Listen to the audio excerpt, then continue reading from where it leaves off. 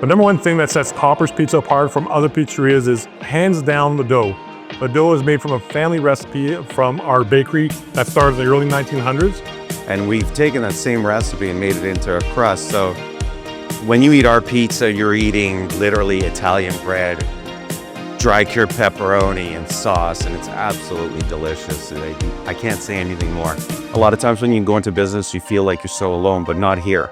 When you join a franchise, you are with a very, very thoughtful and energetic team that wants to share and wants you to succeed, because if you succeed, we all succeed. I think equally, if not more important, is the people. And I don't just mean the people in the company, we're a franchise. And so every one of our pizzerias is owned and operated by people that own their pizzeria and are in their community. So I think that's a real point of difference for us.